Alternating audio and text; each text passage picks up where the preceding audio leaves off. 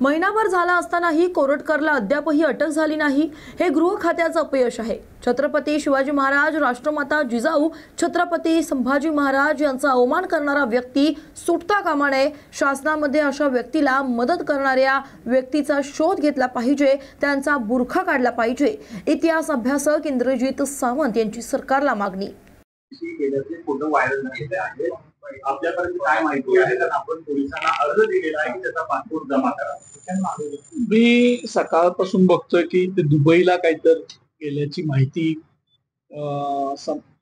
TV आणि मीडियामध्ये लागलेली आहे आणि त्या संदर्भातच खरं तर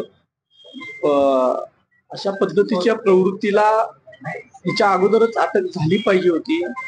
आज आता महिना होईल आता या थोड्या दिवसामध्ये, आणि महिनाभर झालं कायद्याचं संरक्षण नसताना, गुन्हे दाखल झालेले असताना एखादा चिल्लर माणूस पोलिसांच्या हातावर तुरी देऊन जर खरंच गेला असेल, मला त्याची नेमकी माहिती नाहीये, पण सगळ्या माध्यमातून दाखवतायत आणि ती तुरी देऊन गेला असं दाखवतायत, तर हे संपूर्ण गृह खात्याचं अपयश आहे असं आपण म्हटलं पाहिजे। वारंवार याच्या अगोदर सुद्धा सांगितलंय की माननीय मुख्यमंत्री, उपमुख्यमंत्री महोदय, सगळंच आपले महाराष्ट्रात राहणारा जो माणूस असतो, जो सत्तेवर असतो, तो शिवप्रेमी असतो। त्याच्या अनेक उदाहरणं आपण सांगू शकतो, पण अशा शिवप्रेमी व्यक्तींकडून शिवाजी महाराज, राष्ट्रमाता जिजाऊ साहेब, संभाजी महाराजांचा अपमान करणारा व्यक्ती हा सुटता कामा नये, अशा अपेक्षा माझ्यासारख्या एका लहानशा इतिहास अभ्यासकाच्या आहेत आणि त्या पूर्ण व्हायला पाहिजे। पण नागपूर पोलीस कुठेतरी कोल्हापूर पोलिसांना सहकार्य करत नाहीत, अशा पद्धतीची देखील माहिती समोर येते। कारण त्या पद्धतीने चंद्रपूरमध्ये त्याचा वावर दिसतोय किंवा एकूणच ज्या पद्धतीने, शिवाय चंद्रपूरमध्ये काही पोलीस अधिकाऱ्यांना भेटतोय, पोलीस अधिकाऱ्यांना देखील भेटल्याचं माहिती समोर येते। हा दुर्लभ वाटत नाही का? महाराष्ट्रामध्ये पोलीस दलात असतील, शासनात असतील, जर अशा पद्धतीनं शिवाजी महाराजांचा अपमान करणाऱ्याला मदत करणाऱ्या प्रवृत्ती असतील तर त्या शोधून काढल्या पाहिजेत आणि त्यांच्यावर सुद्धा कारवाई झाली पाहिजे आणि त्यांचा जो बुरखा आहे तो सगळा फाडला पाहिजे असं माझं मत आहे। आणि हे शासनानंच करायला पाहिजे। गृहमंत्र्याचं काम असतं, मुख्यमंत्र्यांचं काम आहे आणि ते ह्या सुद्धा गोष्टीकडे लक्ष देतील असं मला वाटतं। खरं तर कोल्हापूर जिल्हा न्यायालयामध्ये युक्तिवाद सुरू होता, त्यावेळी असीम सरोदे यांनी असं म्हटलं होतं की कोल्हापुरातील काही वरिष्ठ पोलीस अधिकाऱ्यांसोबत त्यांचे फोटो आहेत ते या ठिकाणी व्हायरल झालेले आहेत समाज माध्यमांवर, त्यामुळं कुठेतरी हे प्रशांत कोरटकर सापडत नाही किंवा तो काहीतरी दबाव वरिष्ठ पोलीस अधिकाऱ्यांचा आहे असं वाटतं। नाही, ते आदरणीय सरोदे साहेब जे काय बोलले ते त्यांनाच विचारलं पाहिजे, कारण त्यांच्याकडे जे काही इनपुट्स असतील त्या पद्धतीने ते बोलले असतील। मला असं वाटतं की मी कोल्हापूरमध्ये राहतोय, माझा आणि त्या कोरटकरचा कधीच आयुष्यात संबंध आलेला नव्हता। मग माझा दूरध्वनी क्रमांक, माझा मोबाईल त्याला कुणी दिला हा सुद्धा एक तपासण्याचा भाग आहे ना। मग तो कुणी दिला, त्याच्या मोबाईल मधले जे काही कम्युनिकेशन्स आहेत ते तपासायला आतापर्यंत पाहिजे होते। महिनाभर झालं हे होत नाहीये, त्यामुळे एक थोडीशी पहिल्यांदा जी माझी आशा होती ती जरशी आता कमी होत चाललेली आहे। यावरून एक प्रश्न, त्यावेळी असीम सरोदे सर असं देखील त्यांना पकडण्यामध्ये यश येत आहे, पण प्रशांत कोरटकर सारखा माणूस पोलिसांना सापडत नाहीये, त्याच्याबद्दल तुमच्या मनामध्ये खंत आहे का, शल्य आहे? मला मी सांगतो की मला एक शंका आहे की कुठली तरी यंत्रणा आहे की जी या व्यक्तीला वाचवण्याचा प्रयत्न करत आहे।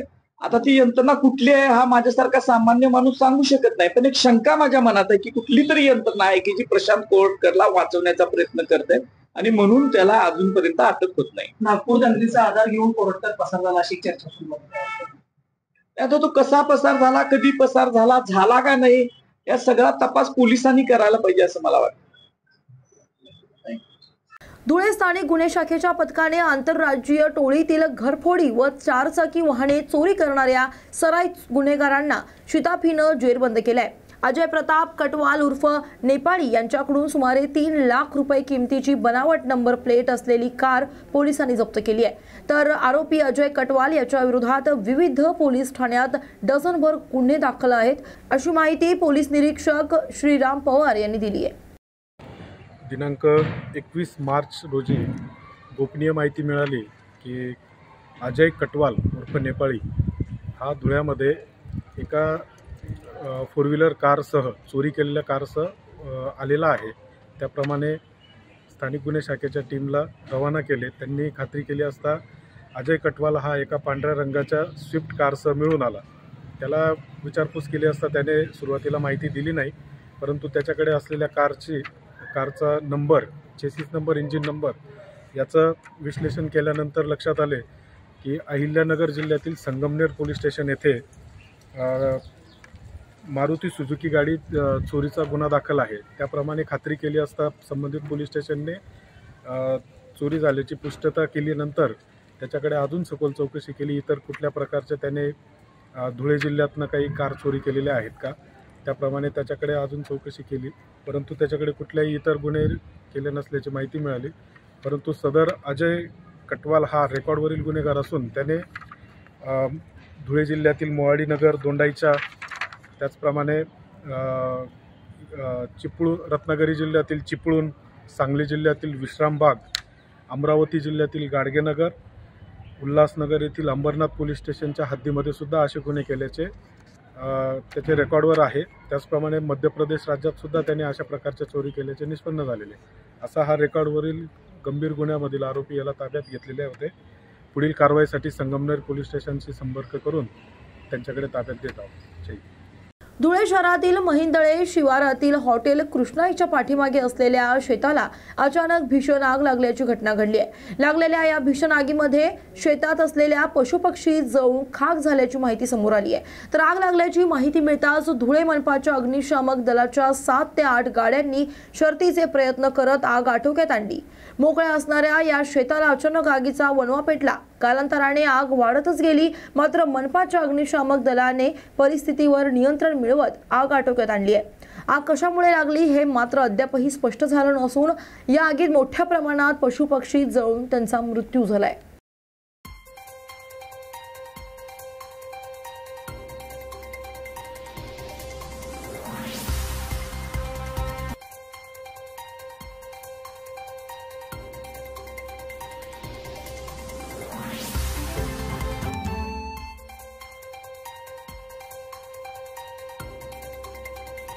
महिंदळे शिवार कृष्णा समोर भली मोठी आग लागलेली। 7-8 अग्निशामकच्या गाड्या आल्या तरी विझून राहिली आणि इथं पक्षी आणि बिचारे जनावर आगीमध्ये भस्म झाले। वसंतदादा शुगर फॅक्टरी बंद असताना या पार्श्वभूमीवर आता जयंत पाटील आणि अजित पवार यांच्यात केबिनमध्ये चर्चा झाली। तब्बल अर्धा तास यांच्यात चर्चा सुरूच होती।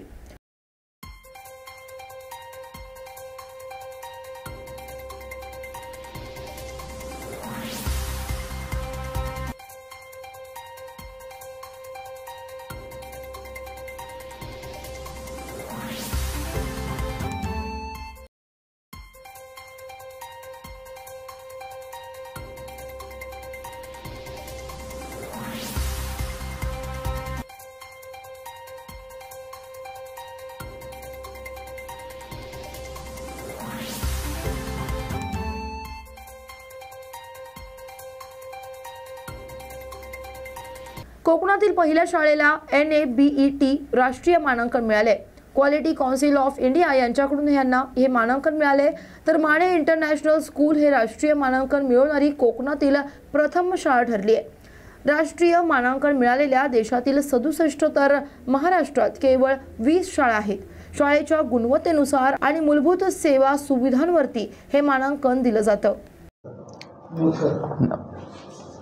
नमस्कार, मी प्रद्युम्न रवींद्र मानेज इंटरनॅशनल स्कूलचा व्यवस्थापक आणि अत्यंत आनंदाने मी तुम्हाला सांगू इच्छितो की मानेज इंटरनॅशनल स्कूल रत्नागिरी यांनी क्वालिटी काउन्सिल ऑफ इंडिया यांचं जे शाळांसाठीचं मानांकन आहे, national accreditation board for education and training म्हणजेच NABET, ह्याचं मानांकन प्राप्त केलेलं आहे।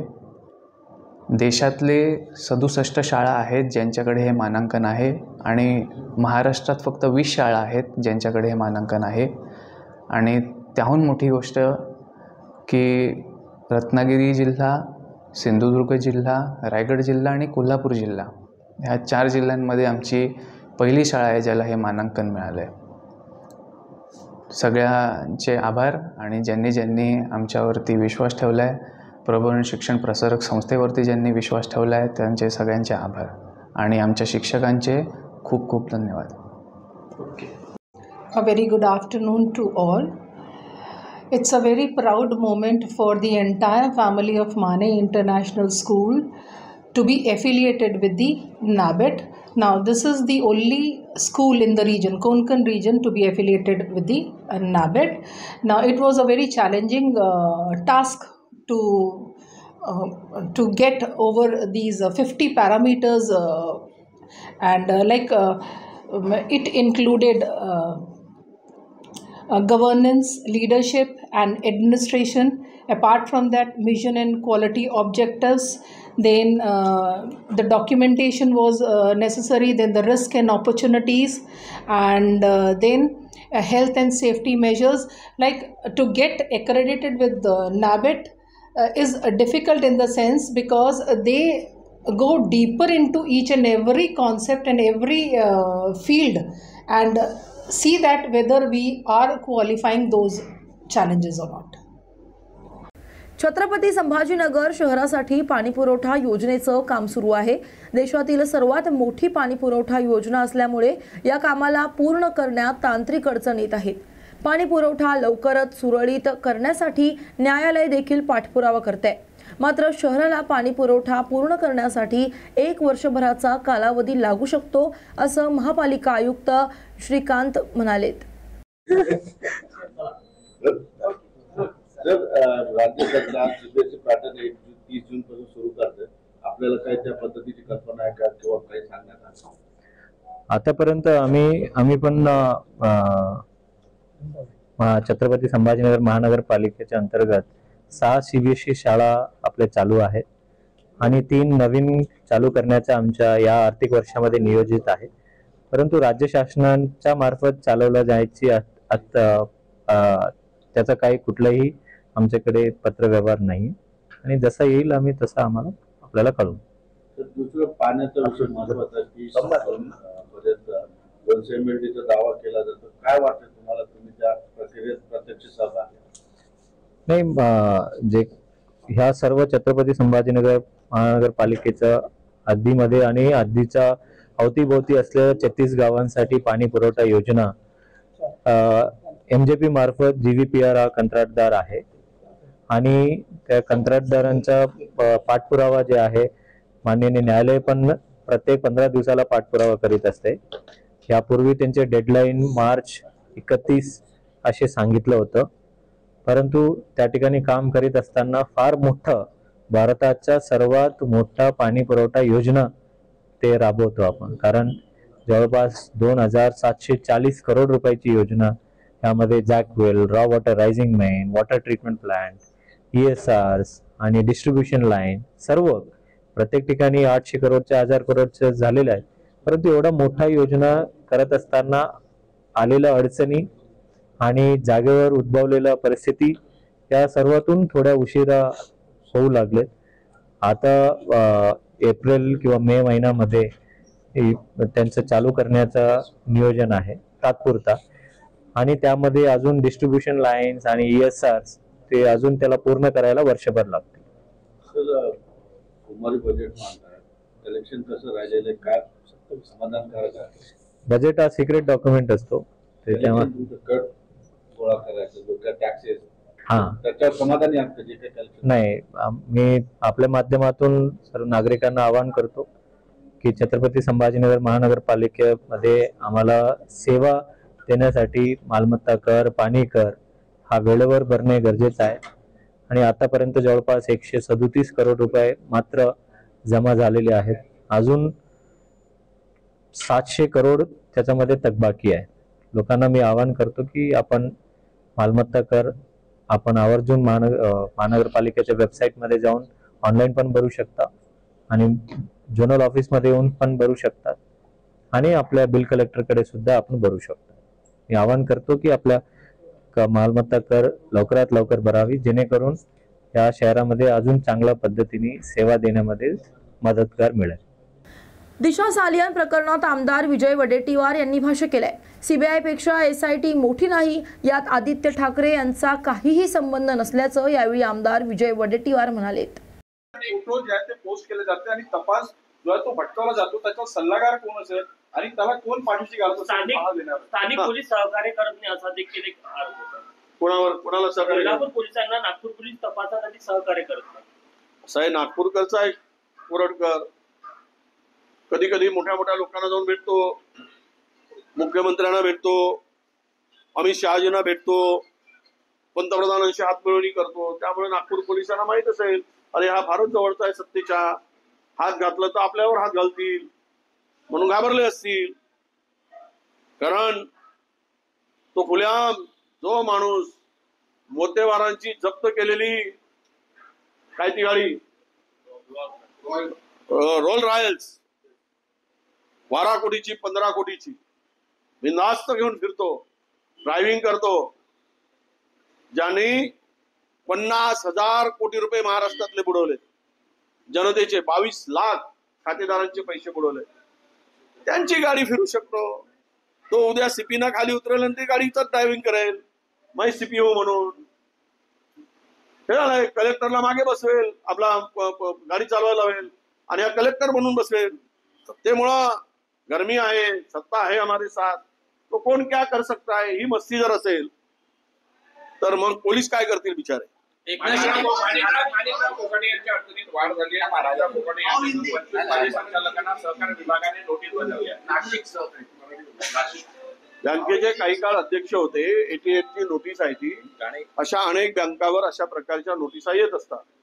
त्यामुळं मला वाटतं की ते काय अडचणीत येतील असं नाही. आतापर्यंत महाराष्ट्रातल्या 10-15 बँकावर अशा प्रकारच्या नोटिसा येतात, काही अनियमिततेच्या येतात, चौकशी होते, खुलासा होतो आणि ते तर आता सत्तेत आहेत. त्यामुळे कुणाची वाढ आणि कुणाची अडचण, जनतेचीच अडचण होणार आहे, कुणाची अडचण होत नाही या राज्यात.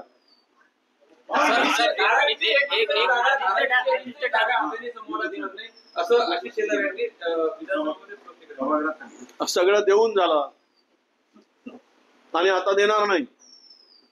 म्हणजे काय म्हणते त्याला, राज्य शिल्लक नाही आणि पडक्या वाड्यात राहून मी राज्याचा मालक आहे असं शेलारांचं वक्तव्य आहे. शेवटचा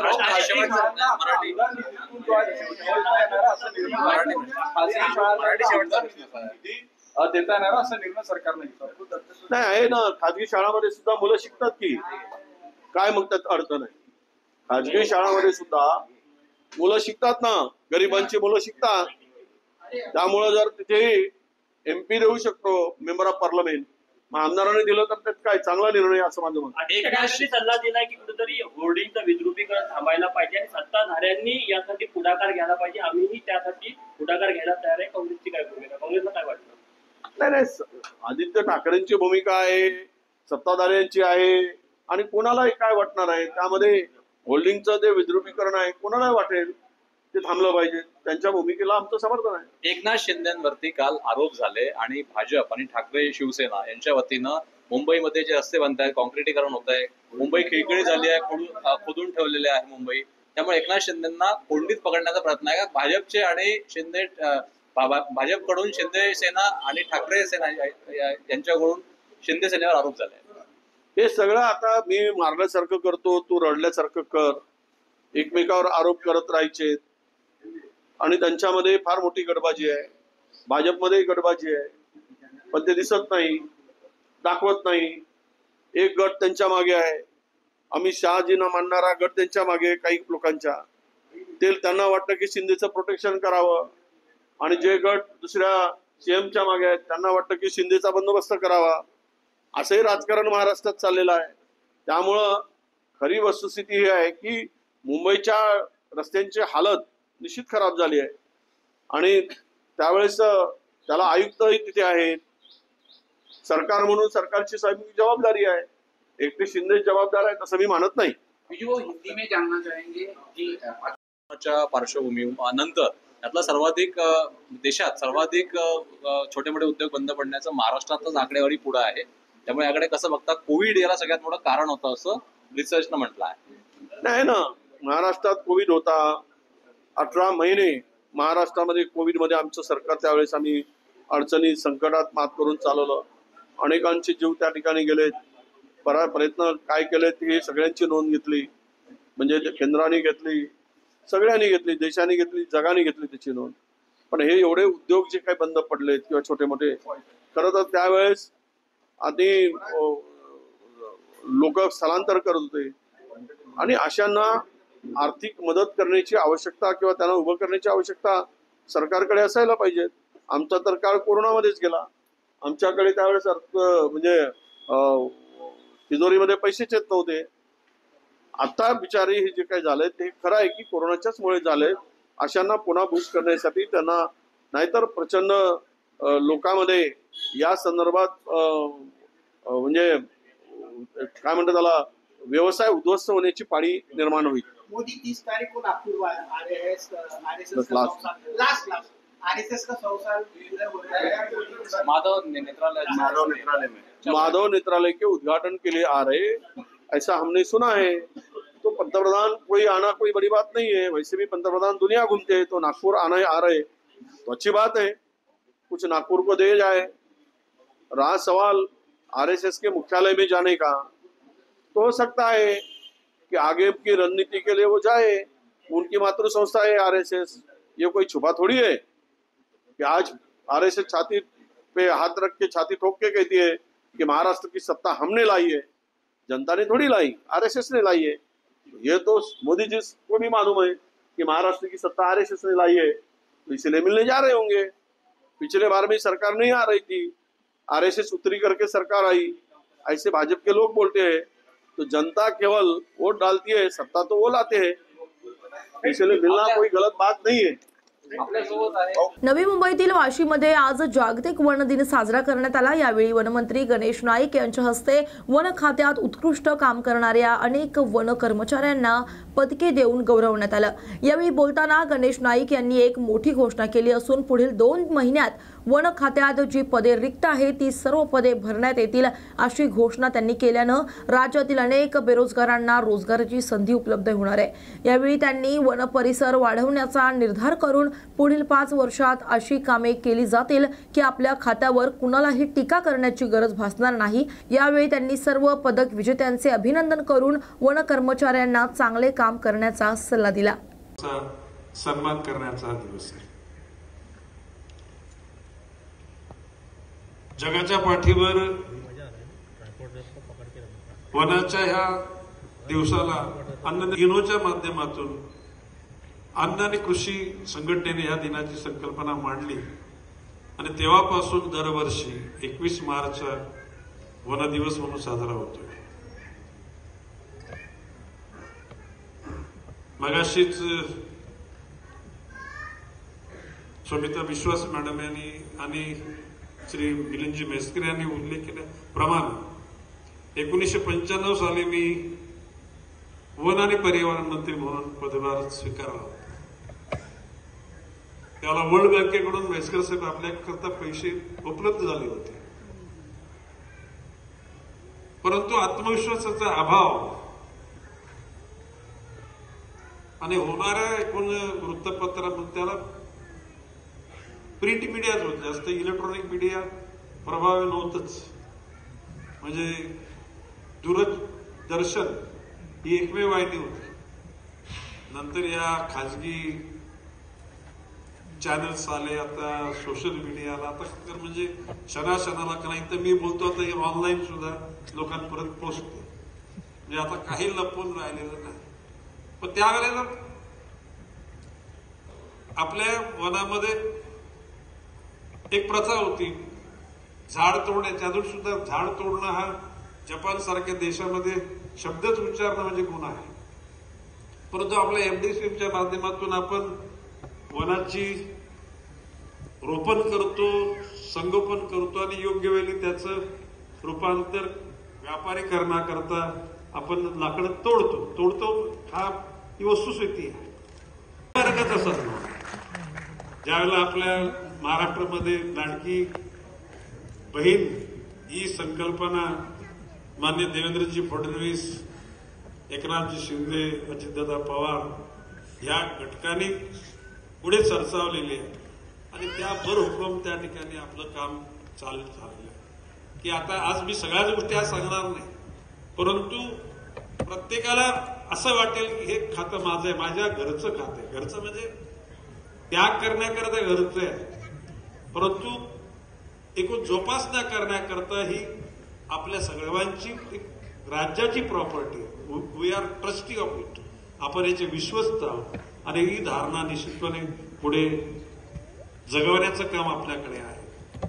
पुन्हा कधीतरी सगळ्या अधिकारी वर्गाची ऑनलाईन मिटिंग घेण्याचा माझा विचार आहे आणि त्या मिटिंगमध्ये हे खातं कशा प्रकारे, म्हणजे माझी संकल्पना आहे की राज्य सरकारच्या बजेटच्या विना फॉरेस्ट खातं स्वतःच्या पायावर उभं राहिलं पाहिजे.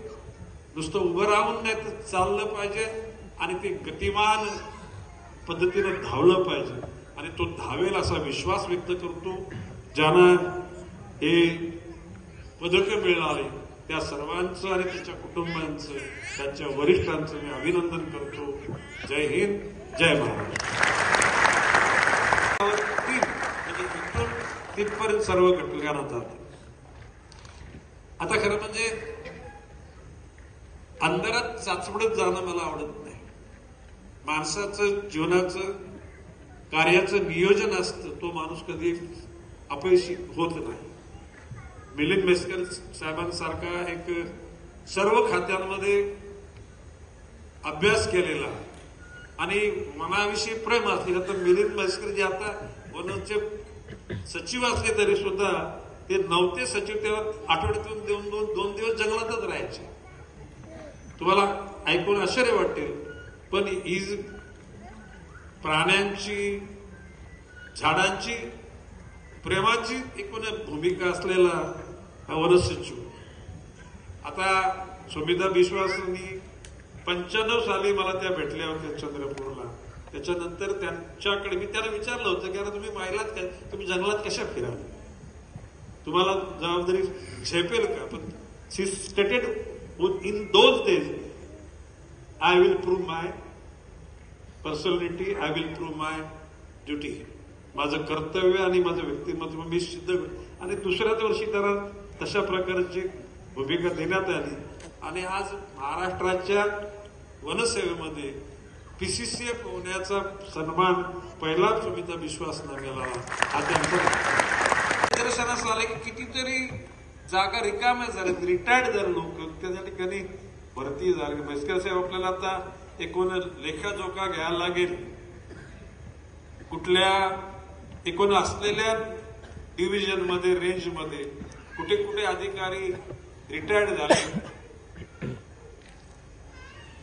वन कर्मचारी झाले असतील, वनपाल झाले असतील, वन क्षेत्रपाल झाले असतील, या सर्व जागांच्या ठिकाणी नवीन लोकांची भरती निश्चितपणे करण्याची आणि या 2-4 महिन्यामध्ये तो संपूर्ण विस्तार करण्याचा. आता जे टेम्पररी आता माझं म्हणणं असं की मी आता आमच्या नवी मुंबई महापालिकेच्या हॉस्पिटल किंवा शाळा ही महानगरपालिकेचा शेवटचा नागरिक इथं, म्हणजे दुर्दैवानं जर कधी सुनामी आली, कधी भूकंप झाला तरच जगातलं एखादं शहर नष्ट होऊ शकतो, परंतु आपण एवढे दुर्भाग्य नाही. अशा परिस्थितीमध्ये आपल्याकडे ठोक पगार, रोख पगार, टेम्पररी वगैरे या गोष्टी मला सुद्धा पटत नाही. आपल्या खात्याला जी गरज आहे त्या सर्वांना बेसिक डे अलाउन्सेस वगैरे जे काही सगळ्यांना मिळते ते मिळावं, अशा प्रकारची रचना व्हावी अशी माझी इच्छा आहे. म्हैसकर साहेब ही जबाबदारी मी तुमच्याकडे सोपवतो, त्याचं स्ट्रक्चर तयार करून. ही पदकं म्हणजे काय मेटलची तुकडे नाहीत, हा सन्मान आहे, हा शौर्याचा सन्मान आहे, हा तुमच्या असलेल्या जिद्दीचा सन्मान आहे आणि तो निश्चितपणे आपल्या पाठीमागे येणाऱ्या सर्वांना प्रेरणा देणार असणार आहे. आता खरं म्हणजे डिपार्टमेंट समजून घेणं, डिपार्टमेंटच्या सर्व घटकांची ओळख करणं, कारण ओळख नसेल स्वभावाची एखाद्याच्या वकुबाची, तर त्यातून टीम सेट होत नाही. कधी कधी ओपनिंगला कुणाला पाठवावा, कधी कधी त्या परिस्थितीमध्ये शेवटच्या घटकाला जर स्कोर जर रन रेट वाढला असेल तर दणकेबाज बॅटिंग करणारा पाठवा, हे कधी निरीक्षण केल्याशिवाय समजत नाही. आणि मी अतिशय मायन्युटली निरीक्षण करतो आणि ह्या सर्व इथल्या आणि इथल्यामधूनच या वन खात्याचा सन्मान भारतामध्ये वाढेल. मी जगामध्ये असं म्हणणार नाही. आज 3 नंबरला आपलं राज्य, 21% महाराष्ट्र राज्याच्या भूभागापैकी 21% भूभाग आपला आहे. केंद्रीय वन खात्याने आपल्याला तो मॅन्डेट 30% परत जाण्याची आपल्याला भूमिका दिलेली आहे. या 100 दिवसामध्ये जे आपल्याला जे आपण ठरवलं होतं त्या पद्धतीनं वनाची वाढ करण्याचा जो इष्टांक होता तो आपण पूर्ण केलेला आहे. त्याबद्दल एकदा टाळ्या वाजवा. आपल्या हे कुटुंब आहे. मी मंत्री म्हणून मी स्वतःला मोठा समजत नाही. मी कुटुंबाचा प्रमुख आहे. कॅप्टन कधी कधी झिरो जातो ना, झिरो, पण राहिलेले खेळाडू त्याची कसर भरून काढतात. चांगली बॉलिंग करतात, बॅटिंग करतात, फिल्डिंग करतात. क्रेडिट कोणाला मिळतं? कॅप्टनला मिळतं. म्हणजे ती चषक घ्यायला कॅप्टन पुढे जातो. मी विश्वासानं सांगतो, आता मी अन्य मागच्या वनमंत्री मोदयांनी निश्चितपणे चांगली कामं केली, तर वी शुड ऍडमायर इट. आपल्या वकुवाप्रमाणे आपल्या विचारसरणीस प्रत्येकजण प्रयत्न करतो, प्रामाणिकपणे प्रयत्न करतो, यश पण मिळतं. पण मी तुम्हाला विश्वासानं सांगतो की आज जे चित्र वनाचं एकूण कधी कधी टीकेचे आपण धनी होतो, ही 5व्या वर्षी टीका कधीही राहणार नाही हा विश्वास तुमच्या मनात जागृत. आपण सगळे घटक आहोत, ह्याच्यामध्ये कोणी छोटा मोठा नाही. मानवी त्या भावनेतून, परंतु वरिष्ठांचा मान सन्मान हा केलाच पाहिजे. वरिष्ठांच्या आज्ञा या पाळल्याच पाहिजे आणि आपल्याला दिलेल्या कर्तव्याच्या अनुसरून काम केलंच पाहिजे. तो कर्तव्याचा भाग आहे. आणि ज्या माणसाचं आपल्या कामावर प्रेम नसेल त्या माणसाला त्याच्यातून यश मिळणार नाही. आणि म्हणून मी स्पष्टपणे सांगतो, जर कंटाळलेले असेल किंवा वनामध्ये येऊन अशा प्रकारचा वनवास असं तुम्हाला वाटत असेल ना, तर आपण आपला राजीनामा देऊन मुक्त व्हावं. कोणाला पण तुम्ही ज्या घटकाला याच्यात रस नसेल त्याला, परंतु ज्याला रस असेल त्याला आत्मविश्वास देण्याचं काम मी आणि आम्ही सगळे बसतो तुमच्या करता. ते टोकाची भूमिका ही झाडं सुद्धा तोडण्याच्या प्रकारामध्ये होती. ज्याला मी वनाचं निरीक्षण केल्यानंतर मी त्याला निश्चय केला की कुठल्याही कॉस्टमध्ये आंब्याच्या झाडाला तोडायचं नाही, मोहाच्या झाडाला तोडायचं नाही. आणि त्या कालखंडात घेतलेला तो निर्णय अजून अबाधित आहे. आंब्याचं झाड आणि मोहाचं झाड तोडलं जात नाही. म्हणजे वरिष्ठ अधिकाऱ्यांच्याकडे सुद्धा वेपन नव्हते. त्या कालखंडामध्ये शस्त्र देण्याचा निर्णय मी घेतला. त्यावेळेला पायदलीच अशा जंगलातून अधिकारी जात होते, त्याला जिप्सी देण्याचा निर्णय सुद्धा मीच घेतला. आता पेजर नंतर मोबाईल आले, त्यावेळी कसलं कम्युनिकेशन कुठंच नव्हतं. त्यावेळेला वायरलेस सुद्धा आपल्या डिपार्टमेंटला देण्याचा निर्णय मीच घेतला. त्यावेळेला विजय वडेट्टीवारजी एफडीसीएमचे चेअरमॅन होते. त्यावेळेला आपण एफडीसीएम मध्ये साधारण 8,000 कर्मचाऱ्यांना परमनंट करण्याचा निर्णय घेतला. महाराष्ट्रातील पहिले नंद घर भिवंडी तालुक्यातील वाघिवली गावातील अंगणवाडीत सुरू करण्यात आले. हा उपक्रम अनिल अग्रवाल फाउंडेशनच्या सहकार्याने राबवला जात असून अंगणवाडी व्यवस्थेच्या आधुनिकीकरणासाठी हे महत्त्वाचं पाऊल आहे. 3 ते 5 वर्ष वयोगटातील मुलांना डिजिटल शिक्षण, पोषण आहार आणि आधुनिक सुविधा देण्यावर भर दिला जाणार आहे। तर महिला व बालकल्याण विभागाच्या परवानगीने हा प्रकल्प हाती घेण्यात आला असून यामध्ये ऑडिओ व्हिज्युअल साधने आणि नवीन शिक्षण प्रणालीचा समावेश असेल।